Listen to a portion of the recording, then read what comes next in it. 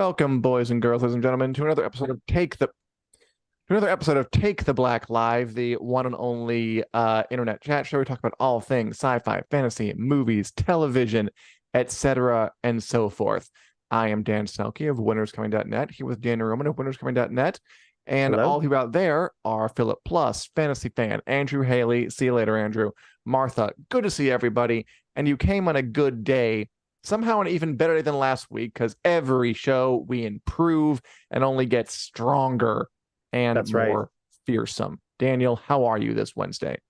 I'm good. I'm feeling stronger and more fearsome. I think that is our house words for the show this week and every week as things progress. Until we decide we want some new ones. Yes, I agree. That's right. That's right. And Dan, how are you? And how are all of you out there? Good to see you. Great. I'm very, very busy. We're trying to buy a condo, and it is a job, let me tell you. But when we're not doing that, I'm keeping up with the latest news of all things books, movies, TV, sci-fi, fantasy. And let me tell you, Daniel, there's a lot. We've got to get through. So I say we just go to the deep end of the pool, dive right in, and see what happens. Are you ready Let's do to it. jump in with me? Okay. Yeah, I'm curious. What's been up? Because I've been a little out of it with the news loop lately, and I think there's quite a bit that we have to talk about today. So Can what's we up share first? what you're doing tomorrow, or can we not say that? I think we should hold off on that. We can Okie talk about dokie. it next week. We're going to talk about something relevant to it later, though. Daniel has an interesting thing he's doing tomorrow for the site. I do. Stay tuned. I do. But no, let's talk about House of the Dragon, HBO's Yes. Game of Thrones prequel show set 100 some years beforehand, about rival factions of the Targaryen dynasty battling for the Iron Throne. We know the second season is wrapped. They're done filming it. It's complete. And now we are either getting alarming new allegations, not allegations, alarming new reports about, I don't want to call them that, about who may or may not be in it, or the flailings of a fan community without new set photos to look at. These reports come from House the Dragons, which is a Twitter account on Twitter or X, whatever you want to call it. Nice. And they're good. I've watched them. I want to say in advance, I don't think this should be taken as gospel. This is a rumor. Same. I like the Twitter account. I'm not prepared to vouch for its unimpeachable authority. They're good, though. I like them. Yeah, I'd be shocked if these rumors are true, personally. Oh, yeah? Okay, well, you can explain why. What are the rumors, Dan? What are we hearing down the grapevine about House of Dragon Season 2? Yeah, so mild spoilers here for Fire and Blood, but basically the rumor going around right now is that neither Nettles nor Daeron Targaryen will appear in House of the Dragon Season 2. Now, Daeron is the youngest son of Alicent Hightower and Viserys. He was notably absent in Season 1. We were all speculating, is Daeron cut? Is he not cut? Blah, blah, blah. And it seemed like they had just held him back for Season 2. But now this House of the Dragons is saying Daeron is not going to show up. Nettles is even more interesting to me because Nettles is one of the dragon seeds, which basically they are common folk they take part in this event called the Sowing of the Seeds, where the Blacks, led by Rhaenyra, basically say, we have more dragons than we have dragon riders. Let's let anyone who can ride a dragon, we'll give them lands and titles, and they will fight for us. Nettles is a pretty notable dragon seed who is very important to the story. I can't imagine that Nettles is actually cut. What are your thoughts on this, Dan? Okay, so Daeron Targaryen, I say, is the youngest kid of Alicent and Viserys. Like, back in the day when he didn't show up on the first season, George R. R. Martin took to his not a blog and basically talked about, I wish we could have done more, but some things we had to push back. And quaffing. And yes, Alicent gave Viserys 4 children, 3 sons and a daughter. Their younger son, Daeron, is down in Old Town. We just didn't have time to work him into this season, implying it'll be in the next one or a future one. But again, that's not for sure. George R. R. Martin is not the executive. Well, actually, he might be. He's not the showrunner on this. He doesn't have like final call or anything. And George R. R. Martin had his way. Every detail will be in there. Darren, I'm a little less concerned. I don't know. He wasn't even mentioned in season one. Frankly, I Yes. can kind Yeah. of believe they might cut him. I can Same. believe he might go. I hope he doesn't. He could appear in season three, or he'll appear in this. Again, this is not guaranteed. He could still appear in season two. I feel like if he doesn't, it's we can wave goodbye to Darren Targaryen probably. Yeah. Well, they'll at least have to talk about him. Nettles, if Nettles doesn't show up, I will keep watching and I will keep writing about it, but my enthusiasm will be ratcheted down a few notches. This is a gift of, I mean, how could you not want to incorporate Nettles? Like, she has one of the best stories in Fire and Blood. This like peasant girl who rises from nothing to become a dragon tamer and gets in a dragon called Sheep Stealer and just rides into battle for Rhaenyra Targaryen and then sort of does other things later. Like, she's just a really, really good story.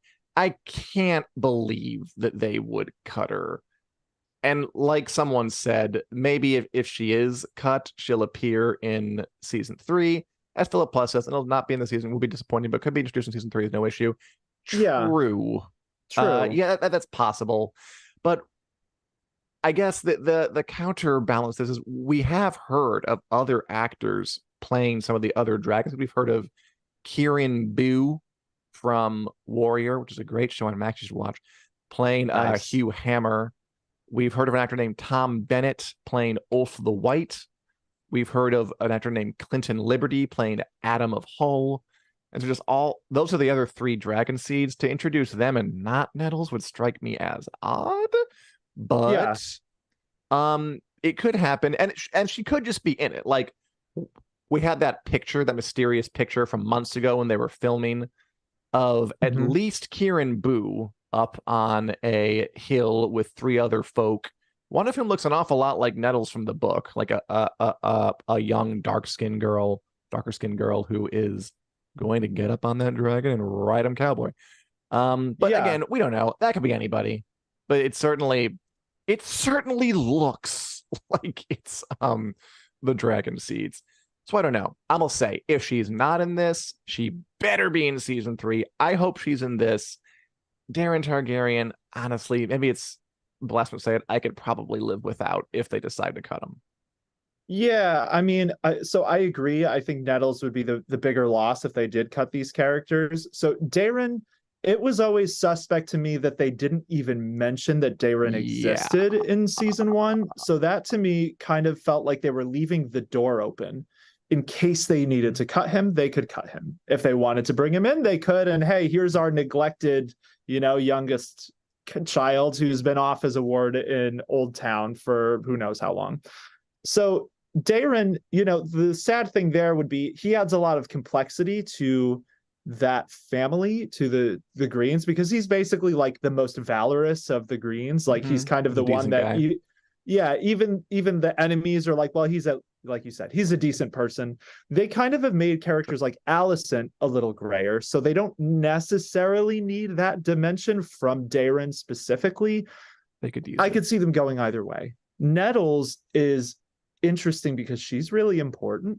So like Nettles, if they introduce her in season 3, which I think they could do, they'd kind of have to draw out the Dragon Seeds plot line, I think, so that it's not just like an event that happens, but people are trying to ride dragons over time. And the way Nettles does it does take more time than everyone else. So like other people go up and just try to ride these dragons. Nettles feeds Sheep Stealer sheep until the dragon comes to trust her. I love so there is great.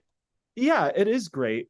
And so there is an interesting thing with Nettles that, we can decide how spoilery we want to go with this, but she is a major part of what drives a rift between Daemon and Rhaenyra ultimately in the Dance of the Dragons. So like she serves a very major role, and it's kind of like, I'm curious about this, your opinion on this, Dan. So there's a part in Fire and Blood where it says that Daemon almost treats Nettles like a daughter. And that always made me wonder if there was something like she was one of Daemon's bastards or something like that. Or just, because the assumption is she's just some peasant.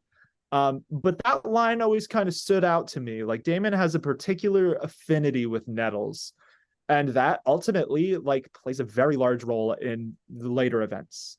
So yeah, they could introduce her later, but I would be so surprised if they don't introduce her at all, pretty much. If I were the showrunner, and I should be, I'd start building her up soon because I think she has a really good, Yeah, rich, full story to tell.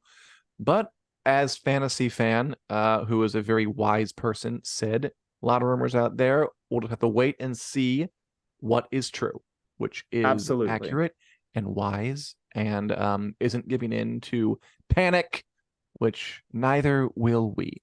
But yeah, those are some rumors going around our House of the Yeah. Dragon. Maybe we'll hear Yep. some more between now and when it premieres in the summer of 2024. Yes. But unless there's anything else to say, we can move on to the continuing tale of the Wheel of Time co-author, Brandon Sanderson, aka Brando Sando, aka Sandy Duncan, who wrote the last three Wheel of Time books, as well as many other Mhm. books, continuing to sort of trash, slightly with great affection, Amazon's Wheel of Time TV show. A couple weeks ago, we did basically a whole show about the sort Yes. of remarkable live stream where the Wheel of Time author, Brandon Sanderson, co-author, watched the Wheel of Time season 2 finale and just picked it apart to within an inch of its life, pulling at every thread, which is just very strange considering he's a producer, like he's involved with this Mhm. world. It was a surprising level of honesty. Maybe too much. Is honesty always the right policy? You know what? We're taught to believe it is, but maybe maybe Sanderson is convincing us that we're wrong. And he went on another thing this past week. I think it was an episode of his Yep. podcast he does with another author called Intentionally Blank. And um he sort of kept it up, which is fine. It's his right. It's all good. It just continues to be Mhm. entertaining that he will say things like, and again, I have no Brandon Sanderson voice. I feel like the Wheel of Time does drama fantastically, but arcs poorly in the TV show. And I think we saw that in season 1. And I feel like seeing the end of those arcs in episode 8, the finale, the arcs and things don't fit together, but the scenes and the interaction of the characters leading up are really good because the acting is fantastic. The casting is fantastic. So I feel like the Wheel of Time's really good at filming scenes and not working for me as an epic, large scale plot narrative on the same way. The best parts are things that aren't really having to do with the main plot because they're good actors. Their writing is really solid on those scenes. The drama, they're very good at drama. He likes the drama. But how those pieces all fit together is what makes an epic fantasy for me. And that part, it's not working for him. I'm I don't really have anything I don't really have anything new to add since the last time we talked about this. I'm just continuing to be a little just what that Yeah. an author of his caliber would be so open about him kind of being disappointed and not fully satisfied with a show that's sort of kind of based on his work, like halfway. Yeah, well, I think so. There's some context for this one that's important. So, Intentionally Blank is Sanderson's podcast that he does with Dan Wells, who is an old author friend of his. They started this podcast writing excuses together. They Good for eventually Dan. started Intentionally Blank, which is basically they just ramble about whatever they feel like. It's a lot of fun. And they do a lot of Mhm. media analysis on there. And this episode, they were talking about One Piece. And Is it and so the pirates? context for this was Sanderson really enjoyed One Piece. And he kind of got into talking about why he's able to turn off his critic hat for One Piece, but not for Wheel of Time. And part of that is that he's hyper protective of the Wheel of Time and specifically Robert Jordan's work and Harriet Sure. McDougall, who's Robert Jordan's wife slash editor, like their work on this series. And he basically said, I'm the one who gets to be the advocate for them because Robert Jordan isn't here to give a voice, and Harriet's age interrupts her ability to be super involved with the production. And so I have to be the voice for that. And I think that's fair. So for the record, I think this podcast, I didn't have any problems with this. I didn't think he went overboard. I thought he was very measured in how he talked about it. And part of that is that the expectation was different.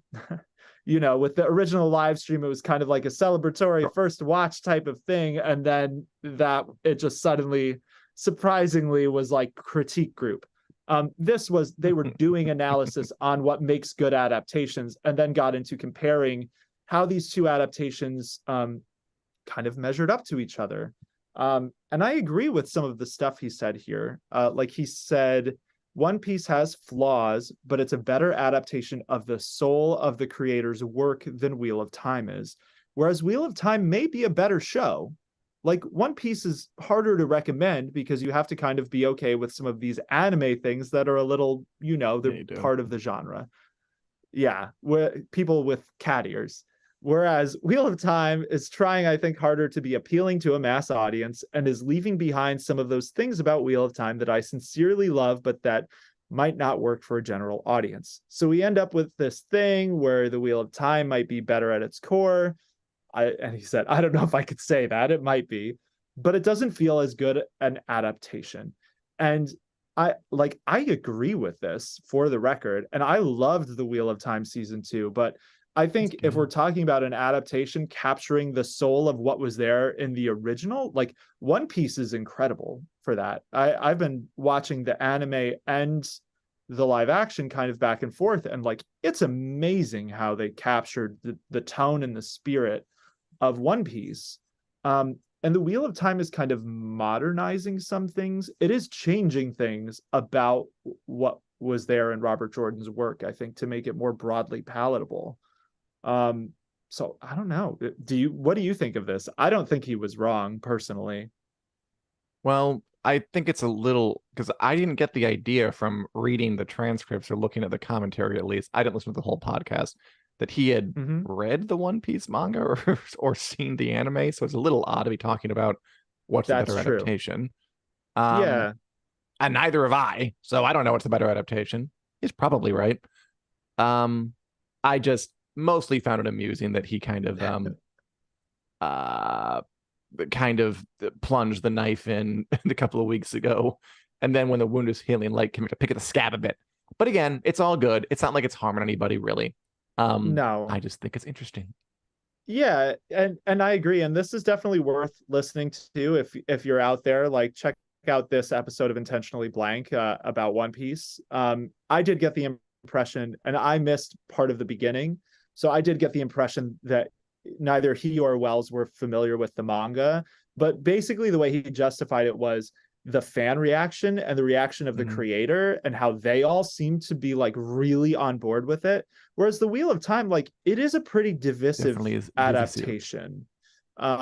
Because there is a lot, part of it is the nature of what they're adapting with the Wheel of Time, which he did say this. He admitted maybe he's being a little unfair to the Wheel of Time, because One Piece at where it is now is more straightforward.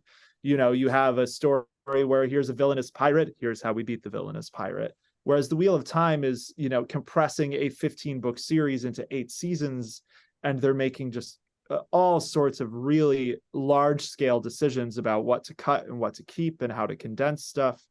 But I think the soul of a creator's work is such a hard thing to define. Yes, very hard. But I think he's right, honestly. And I think there are aspects to what the Wheel of Time is doing that almost capture other elements of the soul of Robert Jordan's work in a way that Sanderson struggled with when he was writing them. So he talked on the live stream about how, like, for the first several books, he wasn't really sure if like the whole reincarnation multiple lives thing was legit or not. Like, I certainly didn't know. And this is an interesting thing to me, because when I read that, like, getting real here for a sec, like, I am a Wiccan person, like, reincarnation is a thing I believe in. There are a lot of religions that believe in reincarnation. So the minute that came up, I was like, sure, reincarnation, I like it. And I think the show has embraced that in a way that Sanderson, it might have taken him a little while to get on board with. So it is interesting to me how it's almost like opposite ends of the spectrum of looking at the soul of Robert Jordan's work from different perspectives, I guess.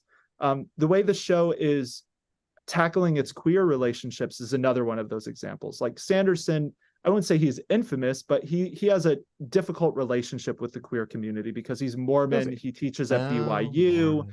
It's a whole thing. But the Wheel of Time has taken relationships that were almost like not problematic, but Swan and Moiraine's relationship in the books is kind of like there are some hints it's there, but like it doesn't actually get explored in any level of depth. Not anywhere close. Yeah. Same. And like getting into like some mild spoilers, but like Rand has multiple relationships in the Wheel of Time. And the way it comes off is almost like polygamy in the books. And Rafe Judkins has said, like, do we have to say almost? Yeah, not almost. Rafe Judkins has said he doesn't have any interest in exploring polygamy, but he is interested in exploring polyamory. And that's like an important distinction that like, I don't know that Sanderson, in the way he not adapted, but the way he approached Wheel of Time, I couldn't see him making those distinctions the same way I could see the creatives attached to the show making them. So this is part of why I think the Wheel of Time, even if One Piece is a better adaptation, I think it is. I think Wheel of Time is a more fascinating adaptation because it's so not straightforward. Yeah, there's a lot more, and I think it's a good thing. It never occurred to me before, and I might be way out of line here because I'm, again, speculative folk I don't know.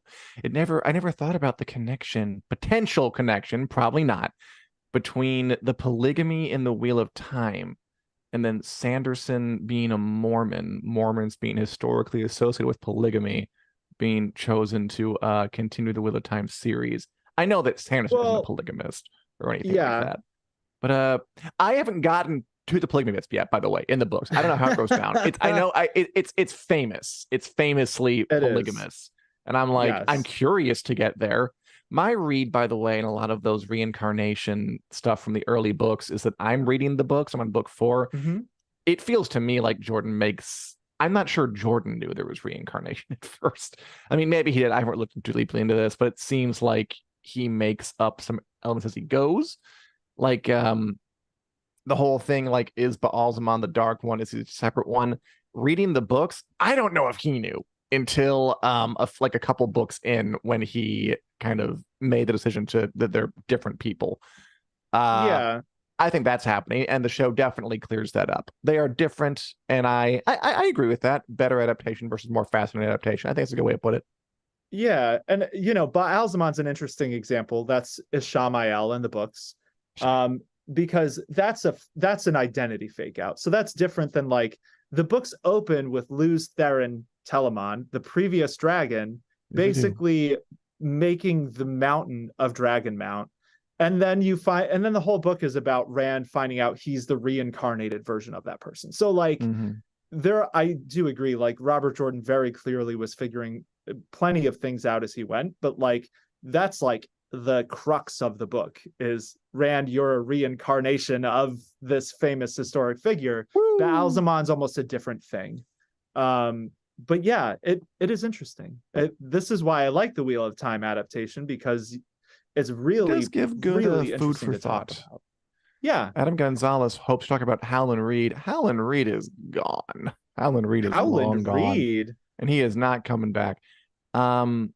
He'll show up in the Winds of Winter, I'm sure, but he was barely in Game of Thrones, and he is definitely not coming to House of the Dragon.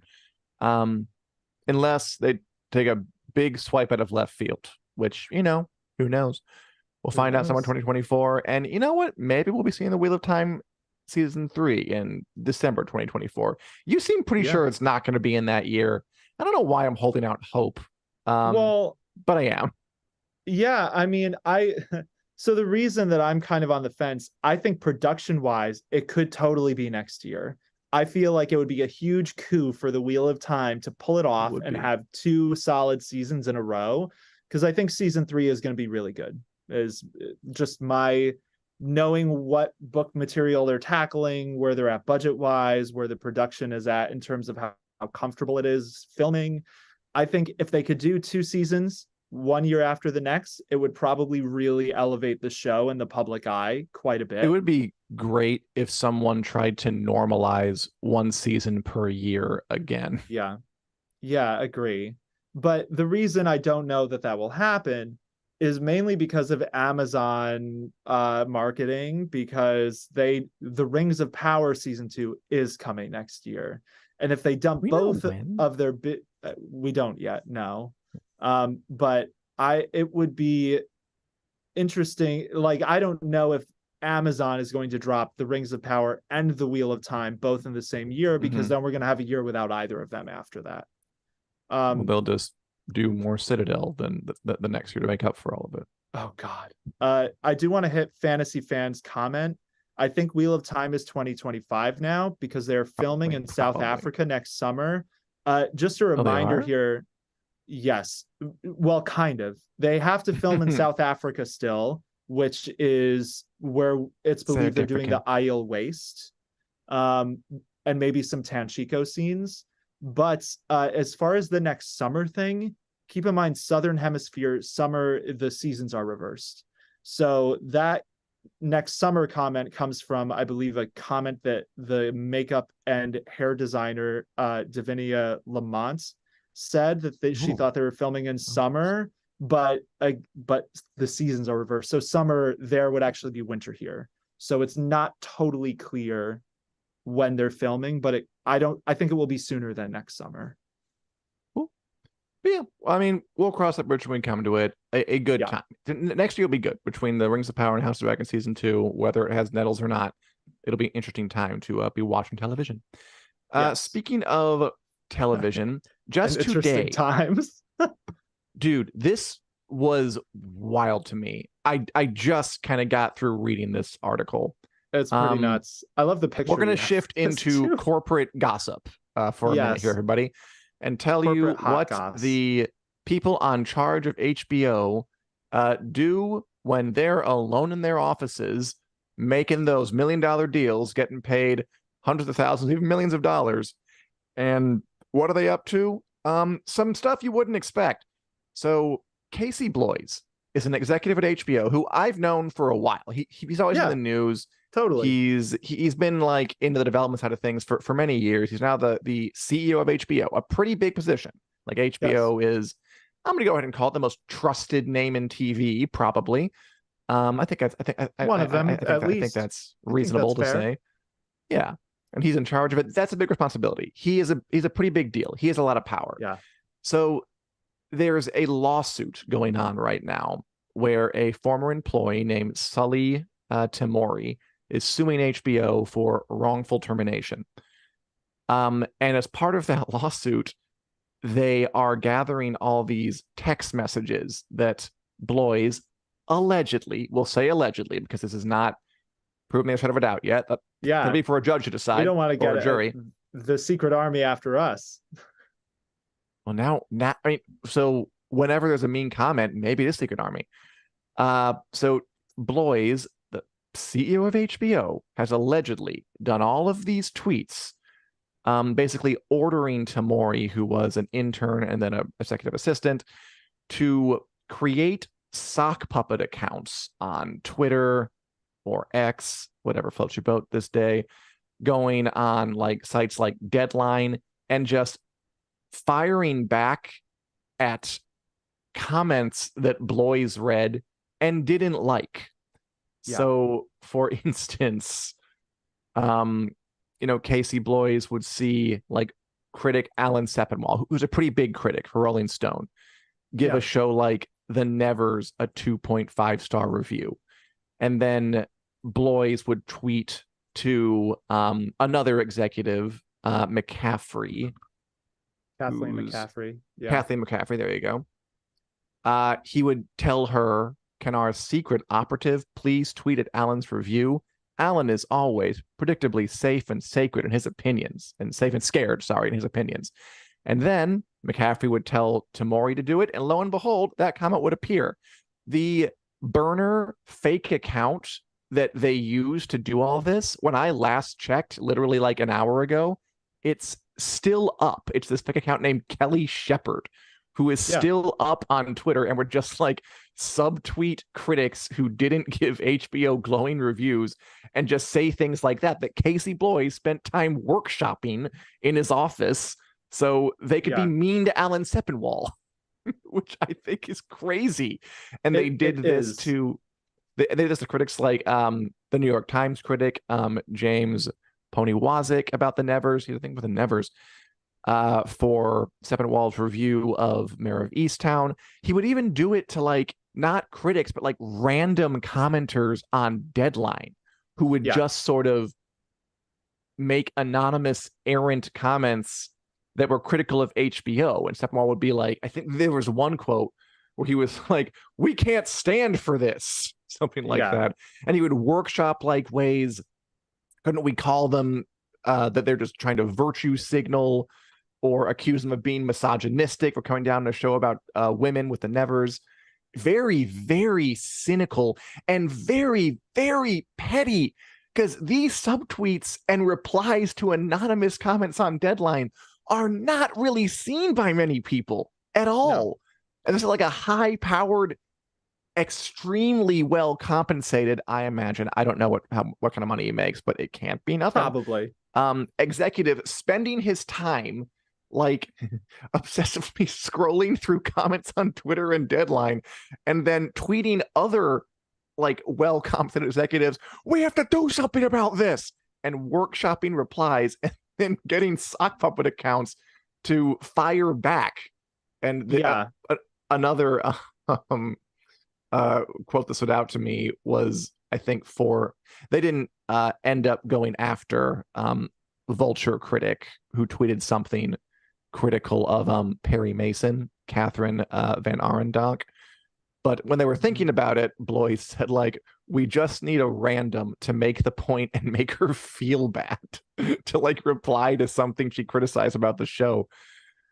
Whoo, they didn't end up doing that one. This is nuts. Like, how would you feel if you're investing money in Warner Bros. Discovery, this multi-million-dollar company, billions of dollars, and one of your executives who you're paying probably millions of dollars to, I don't know exactly what he makes, is spending his time doing this petty nonsense that no one's going to see? Yeah, I mean, so this story blew my mind. It broke today, and basically, like, Tamori, they're filing a lawsuit kind of just to bring more awareness to this sort of vindictive culture at HBO. Like, they talked about how at one point they had, confided that they had a mental illness issue. Mm-hmm. And basically, like, another producer, I think Francesca Orsi is her name. I've heard of her. Had like pulled Tamori like away from their normal job to like watch kittens in her office, and then like mocked him on the phone, being like, "Oh yeah, he's here watching kittens for mental health," like while he was in the room. So like that is, there's an endemic thing here where they're doing this lawsuit to bring attention to these things, and that Kelly Shepard account was Tamori. So like that is why it's still up parodying what Bloys told him to. And so parroting, like we're talking literally here, like the texts from Bloys are the exact same words as the tweets which went out to critics from like basically a fake account with like one follower and a bunch of numbers after the name. That's like, she's still up. Her vegan Texan mom, like, Texan herbalist, aromatherapist, vegan. It's all in the details. Yeah, so like it is live. If I was an investor, I agree with you. I'd be like, this is the sort of thing I would tell anyone, like, don't waste your time with these sorts of comments. People are vitriolic on the internet. Like, you will drive yourself insane replying to, and this is so like, these aren't even, some of them aren't even mean comments. Like, going after critics is its own brand of like, that's kind of reprehensible, because those people are just doing their jobs and they're not trying to hurt your feelings. Like, this isn't even a Casey Bloys production. Like, he didn't put his blood, sweat, and tears into the Nevers. Like, let's be real. That was other people working on that, but because he's that was HBO, like, can't let it pass. Joss Whedon. that was disgraced Hollywood Yeah. pariah Joss Whedon put sweat and tears into that one. Yeah. Yeah, just like it's amazing to me because I feel like social media and kind of the comment culture has been around long enough now that we're seeing how it can negatively affect someone's life. Like there are studies on people, how just spending all your time on Instagram, Twitter can kind of depress you, can make you Yeah. less engaged with the real world. And there's a stereotype of like the person who's like, always online or extremely online, people who just kind of live on the internet and do get into these like comment wars. And it's not seen as like a positive thing. And I think now people are making more strategies effectively about how to avoid that.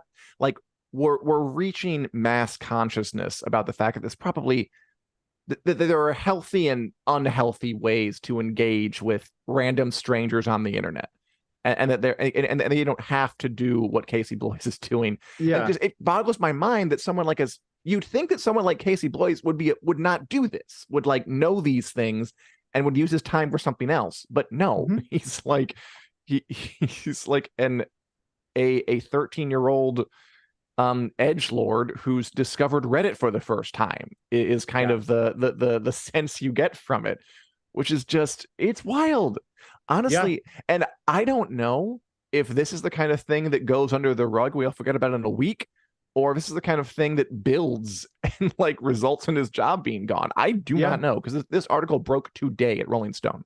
Yes, I agree. I don't know how it's going to shake out. It probably will depend somewhat on how the lawsuit shakes out, but it really does not look good.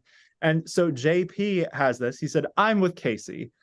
Wasn't there a story recently about studios paying money to critics for positive reviews? And yeah, you're talking about, I assume, Rotten Tomatoes. The Rotten Tomatoes there were reports that studios were paying money to basically artificially inflate Rotten Tomatoes reviews.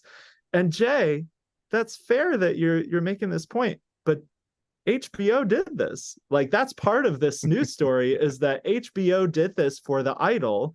There were a suspicious amount of accounts based in India that were made and then made Rotten Tomatoes reviews of glowing 10 out of 10 reviews for The Idol, all in a very suspiciously short amount of time that is basically being linked back to HBO. So like, you might have a fair point about that, critics shouldn't be taking money from studios to do positive reviews. Full stop, completely agree with you.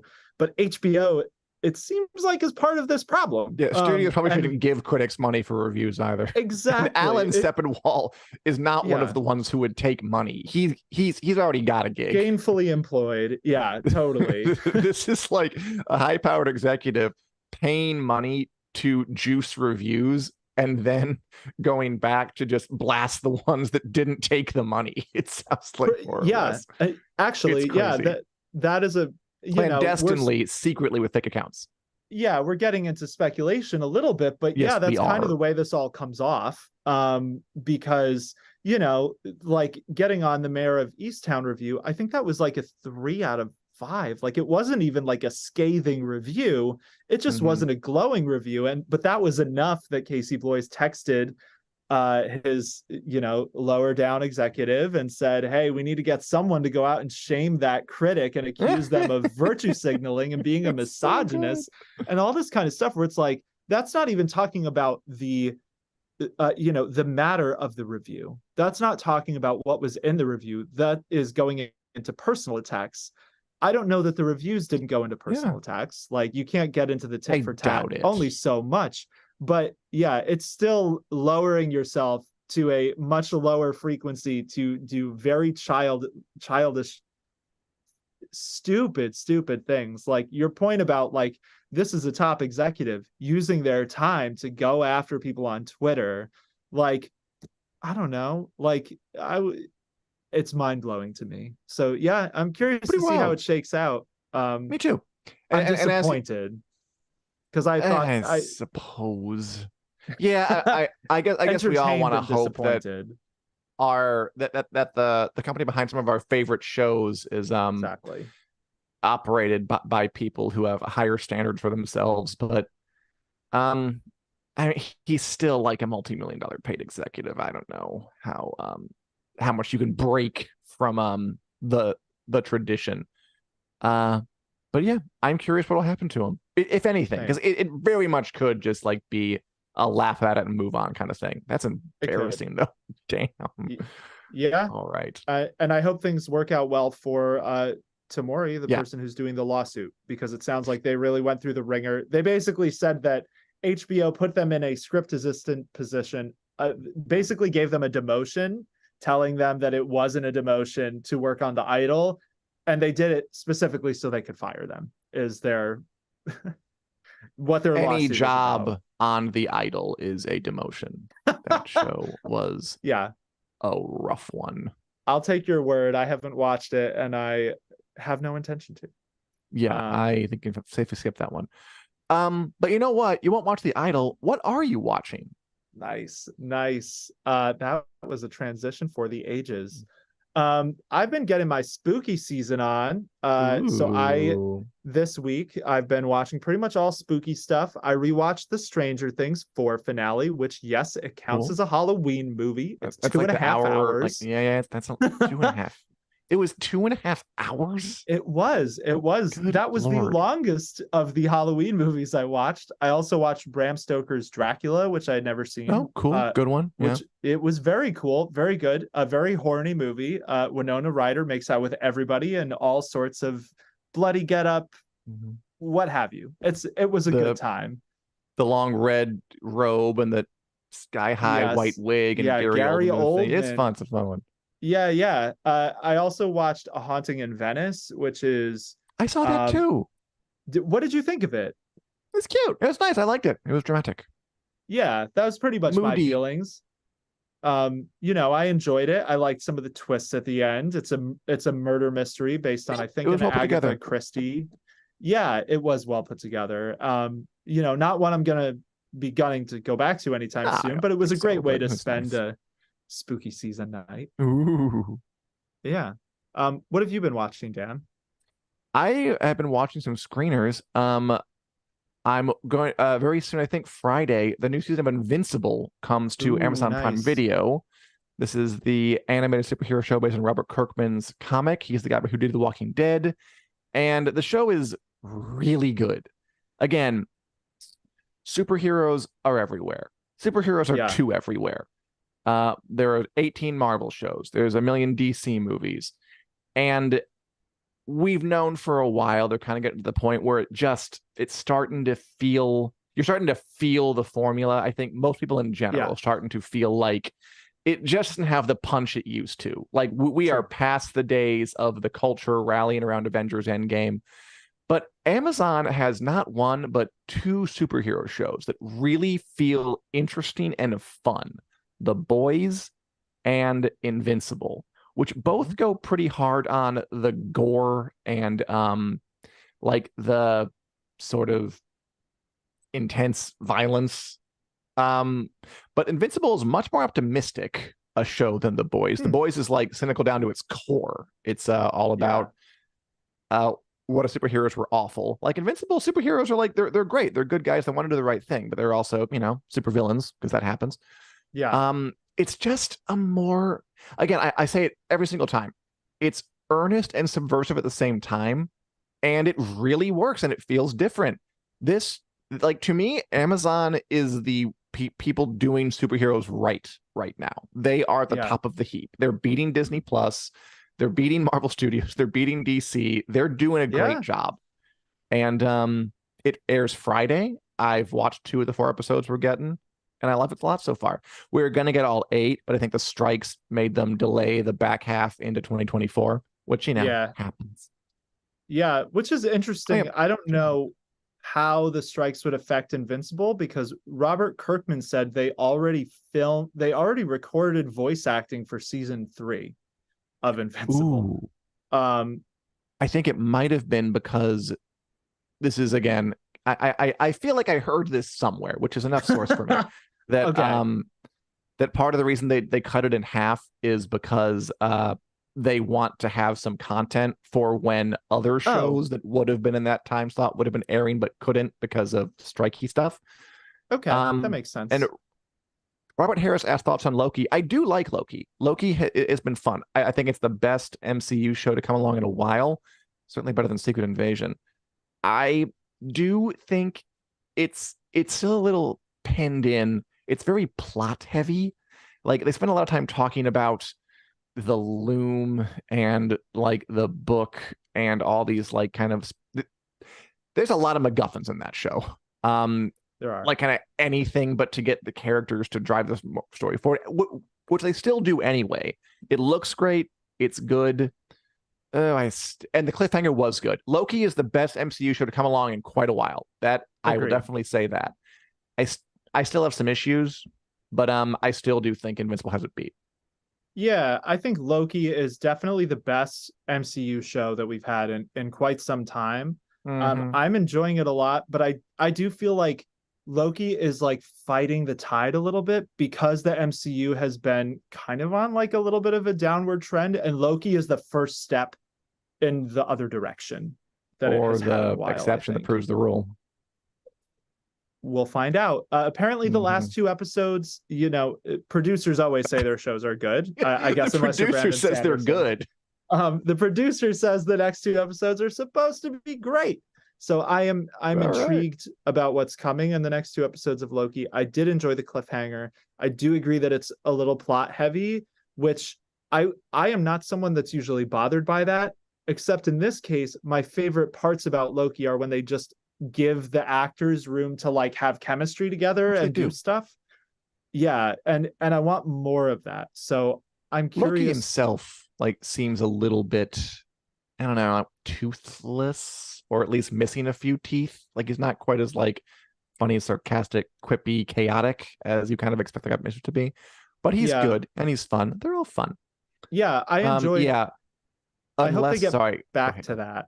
Sorry, I hope they get back to to Loki having a little more teeth, because the first two episodes I thought did that really well, where he's Mhm. interrogating the guy, he's chasing him, he's using his powers in different ways. He's ruminating on whether he should backtrack into his villainy a little bit. I enjoyed all of that, so I want a little bit more of a Loki character study in these Loki. final two episodes. I hope I we get do it. enjoy the shrinking orange box of death. Yes. That last episode, they like killed a lot of folk off screen. That was pretty hardcore for the MCU. They'll probably bring them Yeah. all back in some timeline thing because they They do that too. spaghettied. Yeah, they spaghettied Jonathan That Majors was there. funny. That was funny. That was good. He walked out like it's been a while since the Marvel show has made me like smile like this. So good for Yeah. Loki. Yeah. I never thought. Oh, my joke before I turned it over to you again was that unless the producer of your show is Brandon Sanderson, they're going to say that the episodes are great. Now, if he was the producer and he said like, "Oh, the last two episodes, yeah, they're pretty bad. I mean, the first three are good, but after that it kind of goes downhill." But no, normally I think everyone's going to really boost them up. Yeah. It's interesting. I love Brandon Sanderson. I've been following his career for years and years and years. I almost feel like he has a hard time taking off his like writing group cap a little bit when he's talking about these things. And Mm-hmm. yeah, I'm curious to see. So he is going to review Wheel of Time season 2 more fully I'd be on curious that about that. Intentionally Blank podcast, and I'll definitely be watching. Very Um, cool. the only other thing I just wanted to mention on here, there are two other things I've been getting into this week. One is Beacon 23, which is a new show on MGM Plus that comes out on November 12th. That's Starring Lena based Headey. on it's starring Lena Headey and Stefan James. It is based on a book by Hugh Howey, who's the dude who wrote Silo. So if you liked Silo, you might want to check out Beacon 23, even if it means maybe getting MGM Plus, which apparently is a streaming service that has things on it. Mm-hmm. And beyond all that, because it has just been a very busy couple of weeks here. God, it has. I read Patrick Rothfuss's new novella, The Narrow Road Between Desires, which comes out on November 14th. So, just some first impressions here. I enjoyed it a lot. I definitely have a lot of thoughts, and I can't get into all of them, but I will say that it was wonderful to read some of Rothfuss's writing again. And, a couple pages in, I was like, this is why I enjoyed your writing. This is a lot of fun. That's good. Yeah, so this is new and improved version of his story, The Lightning Tree, which was in an anthology that George R. R. Martin and Gardner Dozois published back in the day called Rogues. And basically, after reading this, like, I would never recommend to someone to read The Lightning Tree again, because it has, like, it really is just a new and improved version of this story. And I think, like, that is both on a line by line level, like he clearly polished up all the writing, as he does, I'm sure, obsessively. And it, like, beyond a shadow of a doubt, this is just a much more enjoyable read. There are also some new scenes mixed in, which I think is about all I can say there. And the new scenes give this story a lot more meaning. The Lightning Tree is something I used to describe to people as Bast, Kvothe's Fey companion Bast, basically going around a day in his village doing Fey stuff, was what the Lightning Tree was. And the narrow road between desires has a lot more meaning than that. It is a deeper, better story than just Bast doing Bast stuff. So yeah, I'm excited to talk about it more when we can. So he did write new stuff for this. Yes, it is mostly, yeah, he wrote a lot of new stuff for this, because I will say every scene from the Lightning Tree makes an appearance here. All of them are greatly improved. And then there's some new stuff mixed in too. So it really does make the old version kind of obsolete, because it's just a much richer story. The characters are much better. The art is beautiful. There's a lot of art in this from Nate Taylor, who's the same artist who did The Slow Regard of Silent Things. And yeah, it's a wonderful book. I'm sure he's going to get flack for it because it's not The Doors of Stone, but I'm glad. As usual, these are in no order at all. So we're just going to go at it and see where the chips fall. All right. Daniel. Yes. You know what? I'll read this one. One's kind of for you. Okay. The official House of the Dragon coloring book goes on sale May 7th, 2024. Look at that. Isn't that fun? House Dragon coloring book. I mean, if you want to color in Damon, you can color his hair anything you want. It doesn't have to be blonde. It could be like red, black, whatever. That's cute. I do think that it's May 7th, because that could give us a little clue about the premiere date for season 2, because they usually put out merch like, leading up to the new season to increase the sales. So it all lines up with summer 2024 release date for House Dragon season 2. Interesting. Cool. I like how you read the tea leaves on that. Thank you. Daniel, going back to Wheel of Time, the season 3 premiere of the Wheel of Time is titled To Race the Shadow. That mean anything to you? Yeah, that is it's a chapter title from the book. I don't remember which book, honestly, because the Wheel of Time pulls them from the Dragon Reborn. They pull them from all over the place, so that the events of the book chapter will probably not be in this episode. But I think that's a fitting title for a season that is adapting to Shadow Rising, and I'm getting nervous because it's going to be epic and there could be some intense stuff. Ooh, this is fun. So Christopher Nolan, esteemed director and maker of films, he filmed scenes for his movie Oppenheimer aboard the railroad George R. R. Martin owns in New Mexico. Yeah, I'm sorry, I always forget names. It's like the dragon, like the sky, whatever. George R. Martin owns a railroad in New Mexico. It goes from Santa Fe to like basically a patch of empty land. And Christopher Nolan, he wants to film on a real train. He goes to George R. R. Martin. He's like, "Can I film your train?" He's like, "Yeah, I can film your train. Here's a rental fee." And he does it. They dress up the seats and they go in the cars. They go back and forth. They get up in costume, and Cillian Murphy is there, and it was fun. Trains, Oppenheimer, bombs, kabam. Nice. All right, I can go ahead and ask you this. The Sandman, the Netflix show adaptation of Neil Gaiman's comic book. English actor Barry Sloane will play Destruction, one of the endless siblings, along with Dream, Death, Desire, Despair, all them people. That's cool. I am not super familiar with Barry Sloane particularly, but I love getting Call of Duty. Oh, okay. I love getting these confirmations. Destruction. There are other ones from the Endless we're looking forward to seeing in season 2. Delirium. Yeah, Delirium. So any news about the Sandman is good news as far as I'm concerned. That is going to be one of our most anticipated shows of next year, I bet. Don't know if it'll be next year, but yeah. As Nicole says, not surprised he owns a railroad. He looks like a conductor. He completely does. Suspenders in the hat. Yeah, I agree utterly. All right. This is one for you, Dan. And It Follows sequel is coming. Yeah, I'm not surprising. It Follows was a horror movie from like a few years ago. Okay, did you ever see it? No. I saw it in the theater, and it's about like a thing that follows you, and it takes it, and no one can see it but you. I was walking back home. I was terrified. I wanted to cross the street not to like pass by people. It was really spooky. And of course, it's gonna be called They Follow. I mean, lots of it's now. Sure, fun. Make a new horror movie. It was good. I like the first one. I don't know about the horror movie franchise sequels are a little dicey, but whatever. Good. They follow. Not they don't follow me. All right. Daniel, here's a fun little tidbit about J.K. Rowling, author of Harry Potter. So remember how there were series of movies called the Fantastic Beasts movies, and there were going to be 3, and then J.K. Rowling announced one day there were going to be 5. Apparently, when she announced there were going to be 5, like no one knew that but her. The director said that it came as a total surprise, and there only ended up being 3 anyway. So, thoughts? That's weird. Yeah, I mean that's weird.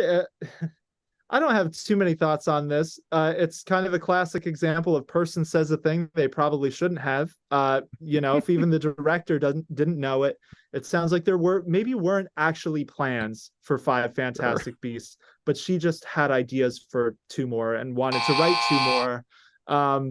But then they tanked. So here we are with 3, and the world is probably a better place for it. I just love that. We're making 5. We are? Yeah, right. Like, what if that person had other commitments? Were the actors contracted for 3 or 5? Anyway, here's a fun one. So Lena Headey, Game of Thrones star who played Cersei Lannister, said that the one and only Queen Cersei said she and Maisie, this is a quote, Maisie Williams and I would fantasize about a Cersei and Arya showdown, that Arya would come back as Jaime. That was our dream, but they made different choices. Yeah, she kind of looked back on her Game of Thrones time. She revealed she has not watched House of the Dragon. I mean, it's all good. I'm sure they all did make choices. By the way, I'm not one of the ones who are upset about Cersei, or I think they both had decent endings, especially Arya. I liked her kind of not giving into vengeance and leaving with the Hound urging. But in an alternate reality, that happened. In my rewrite of season 8, those things don't change in particular. Those things stay. Yeah. I liked Cersei's ending too. I wish she had more screen time in season 8, but I do. The end. Yes. And whatever, we gotta move on. Finally, I don't know if you have one, but Daniel, there's a movie called Five Nights at Freddy's out in theaters now. It's an adaptation of a popular horror video game, and it's a huge hit. What do you think of it? I have no opinion on the movie itself. I haven't seen it. I think it's awesome to see Five Nights at Freddy's become like this cult classic that just keeps going. Because when I used to work in a bookstore, there was a bunch of like merch and stuff for this. And I was like, what the hell is this? Like, it wasn't that popular, but it just kept gaining like underground popularity. And now the movie is like a huge horror hit. It's kind of like gateway horror. You can maybe see it with your kids if you want to scar them for a year or 2. But yeah, glad it's doing well. And another hit video game adaptation. I'm going to see more of those, I predict. Yeah. But this was fun. Fantasy Fan says it's good. Oh, good. I mean, I've heard it's fun. I've heard it's interesting. I don't know if I'll see it. We'll see. Thanks for commenting, Fantasy Fan. Thanks for commenting, everyone. Nicole, Robert Harris. Love to hear from everybody. Come back next week. We're here every Wednesday at 2 p.m. CST, Central Standard Time. Talking about all things movies, TV, books, fantasy, maybe even games sometimes. We don't know. Yeah. We're also available in podcast form. iTunes, Google Play, wherever podcasts are available. Give us a like, give us a subscribe, give us a comment. We really appreciate anything you can give us. We love talking to you guys every week. So until next time, I'll just say that Casey Bloys came off as an insecure doofus. Leave a comment below. Unless you're Casey Bloys. No, I said hope.